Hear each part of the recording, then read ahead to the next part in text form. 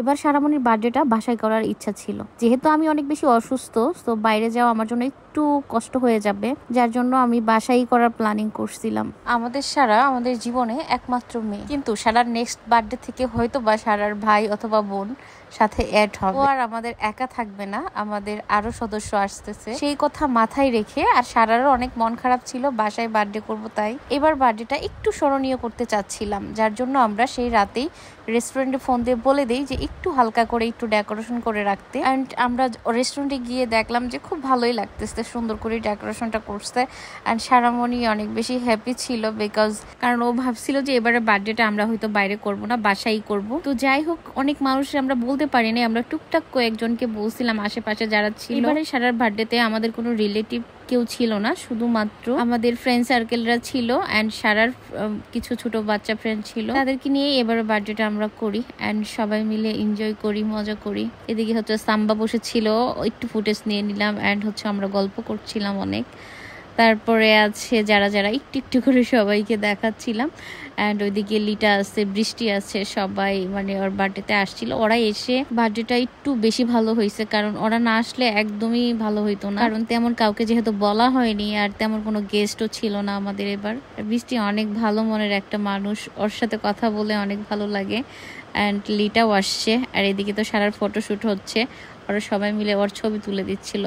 সাম্বা, বৃষ্টি ওরা যে গিফটগুলো আনছে, লিটা ওরা হচ্ছে ফার্স্টে ওর গিফটগুলো দিয়ে দিচ্ছিল। আমি জাস্ট দাঁড়ায় দাঁড়ায় হালকা করে সবকিছু একটু ফুটেজ নিয়ে নিচ্ছিলাম। অনেক সময় দেখবেন আপনার রক্তের সম্পর্ক ছাড়াও বাইরের মানুষ তো বেশি আপন হয়ে যায় আর এত বেশি ভালোবাসা দেয়, তখন একটা প্রবাদ মনে পড়ে যে আপনের থেকে পর অনেক ভালো। যাই হোক, এখানে কিন্তু নুসরাত তো চলে আসছে। নুসরাত তো মোটামুটি সবাই চেনেন, তাই বাস কালেকশনের অনার।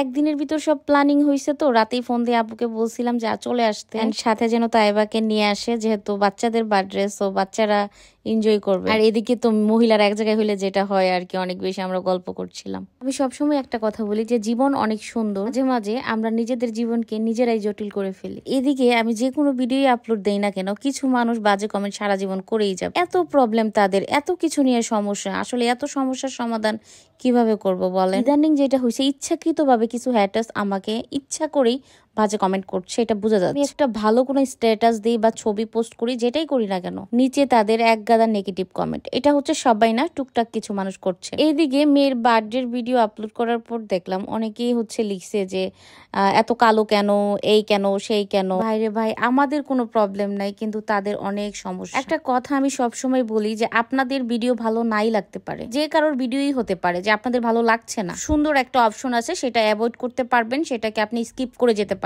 তবে দরকার তো নেই এমন কোনো কমেন্ট করা যে কমেন্টে আরেকজন কষ্ট পাবে। আপনাদের কমেন্টে কিন্তু কারোর কোনো কিছুই যায় আসবে না, জীবন কিন্তু জীবনের গতিতেই চলে। সো শুধু শুধু নিজেদের পাপ নিজেরা ঘাড়ে নিচ্ছেন, উল্টাপাল্টা কমেন্ট করে মানুষের অভিশাপ নিচ্ছেন, আর কিছুই না। এদিকে শারিফ আর ভাইয়া বসে আছে দুইজন দুই কোনায়, তাদের একটা ফুটেজ নিয়ে রাখলাম যে আসলে তারা কি করছে। আমরা মেয়ের এক জায়গায় হইলে তো গল্প করি, আসলে ছেলেরা কি করে সেটাই দেখাচ্ছিলাম। আর এদিকে বাচ্চাগুলা সব একসাথে হয়ে গল্প করছে, এগুলোরও একটা হচ্ছে ফুটেজ আপনাদের সাথে শেয়ার করলাম। বেবিদের জন্য আসলে বেবিরাই হচ্ছে পারফেক্ট, কারণ বড়দের সাথে আসলে বেবিরা তেমন একটা এনজয় করে না। এবার হচ্ছে খাওয়া দাওয়ার পালা। আমরা ভাবছিলাম যে ডিনারটা শেষ করে তারপরে আমরা কেকটা কাটবো, কারণ অনেকের আসতেই অনেকটা লেট হয়ে গেছে, এর ভিতরে খাবারটাও রেডি হয়ে গেছে। সো ভাবলাম যে আবার আগে খাবারটা আমরা খেয়ে নেই, তারপরে হচ্ছে কেক কাটা যাবে। এদিকে আমার শরীরটাও বেশি একটা ভালো না, আমি চাচ্ছিলাম যত দ্রুত সম্ভব শেষ করে, কারণ শরীরটা এখন এত বেশি ভার হয়ে গেছে, বেশিক্ষণ চাইলেও বাইরে থাকা যায় না। অনেকদিন হয়ে গেছে আমি লাইভ করতে পারি না, আমার বিজনেসটাও ঠিক মতো মেনটেন করতে পারছি না। হয়তো বা বাবু হওয়ার পরে আমার আবার সবকিছু ঠিকঠাক হয়ে যাবে ইনশাল্লাহ, কারণ শরীরের এই কন্ডিশনে না পারছি লাইভ করতে, না পারছি শর্ট ভিডিও করতে। আমার আগের ভিডিওগুলা দিয়েই আমার হচ্ছে চলছে সবকিছু। আল্লাহ চাইলে হয়তো সবকিছু ঠিকঠাক হয়ে যাবে, সবার কাছেই দোয়া চাই জীবনের এই কঠিন জার্নিটা যেন আল্লাহ আমাকে সহি সালামতে রাখে, সাথে বাচ্চাগুলোও যেন সুস্থ থাকে, এই দোয়াই করি। অনেক বেশি ভয় আর আতঙ্কের মতো দিয়ে যাচ্ছে আমি। এদিকে আমরা খাবার খাওয়া শেষ করে ফেলছি। এবার সারাবনির কেকটা অনেকটাই সারপ্রাইজ ছিল, কারণ ও জানতোই না যে ওর জন্য কেক অর্ডার করা হয়েছে। জাস্ট বলছিলাম যে দোকান থেকে একটা নর্মাল কেক কিনে জাস্ট এবার বার্থডেটা করবো। তারপরে যখন কেকটা ডেলিভারি ম্যান দিয়ে গেছে, তখন এত বেশি খুশি হয়েছে আমার মেয়েটা, এটা ও আশাই করেনি যে আমরা হচ্ছে এবার বার্থডেটা আসলে করব। শুরু থেকে ও জানতো যে বাসাই হবে, বারবার বলছিল যে এবার বার্থডে আমার বাসাই হবে, বাসায় কোনো মজা করা যাবে না, এই না সেই না, মানে ছোট বাচ্চাদের যা হয় আর। যাই হোক ফাইনালি মেয়ে তো খুশি, মেয়েকে হ্যাপি রাখতে পারছি, এটাই অনেক। যদিও সারার বাবা হচ্ছে আমাকে এক সপ্তাহ থেকেই বলছিল যে তুমি কি করতে চাচ্ছ, কোন রেস্টুরেন্টে করতে চাচ্ছ, কিভাবে করতে চাচ্ছ। আমি আসলে কোনো কিছুই এভাবে বলছিলাম না, কারণ আমার বুঝেই উঠতে পারছিলাম না যে আমি আসলে কি করব, কারণ আমার শরীরের কন্ডিশন এত বেশি খারাপ। মেয়ের সাথে আমরা একটু ছবি টবি উঠাই নিচ্ছিলাম কেক সামনে রেখে।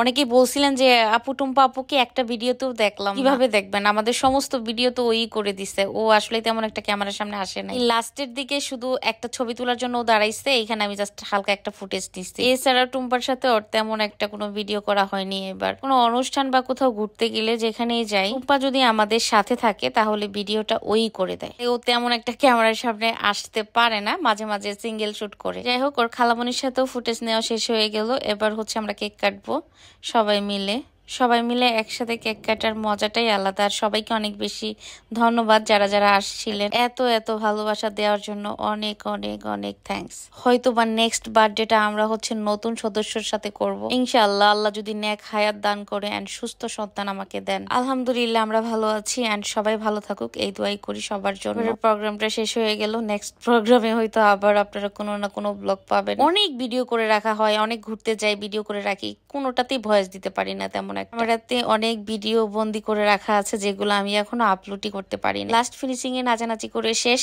সবাই ভালো থাকবেন, সুস্থ থাকবেন, আল্লাহ হাফেজ।